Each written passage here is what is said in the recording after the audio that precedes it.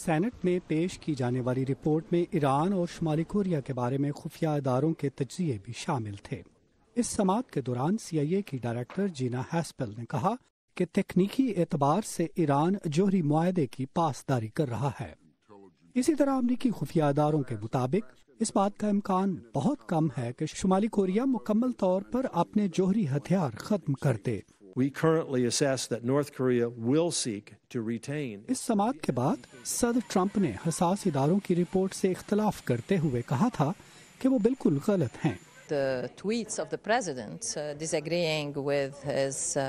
صدر ٹرمپ کے director national intelligence کے سربراہ سے متفق نہ ہونے کے بارے میں ٹویٹ سے واضح ہوتا ہے کہ ایک شخص یعنی صدر اور حساس اداروں کی قیادت کے درمیان اختلاف ہے۔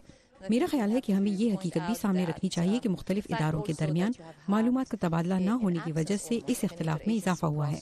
گزشتہ ہفتے خارجہ پالیسی کے میدان میں صدر ٹرمپ کو سینٹ کی جانب سے اس وقت مخالفت کا سامنا کرنا پڑا جب ان کی پارٹی کے رہنما مچ مکونل کی طرف سے پیش کی جانے والی ایک قرارداد منظور کی گئی جس میں شام اور افغانستان میں موجود امریکی فوجی دستوں کی تعداد کم کر کے صدر کے اختیارات محدود کرنے کی بات کی گئی ہے۔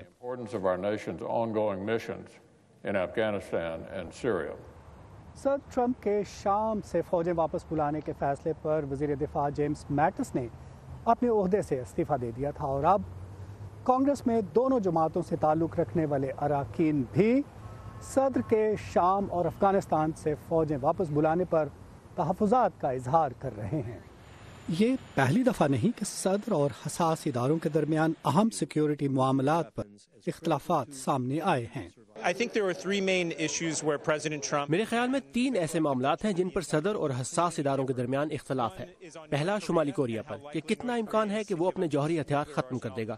دوسرا ایران کہ آیا وہ جوہری معاہدے کی پاسداری کر رہا ہے حالانکہ امریکہ اس معاہدے سے الگ ہو چکا ہے۔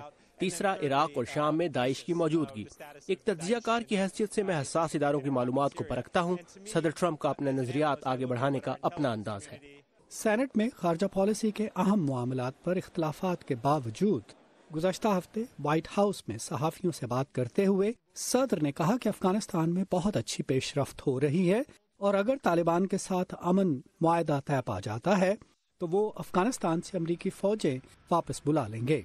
ندیم یعقوب، وائس آف امریکہ، واشنگٹن۔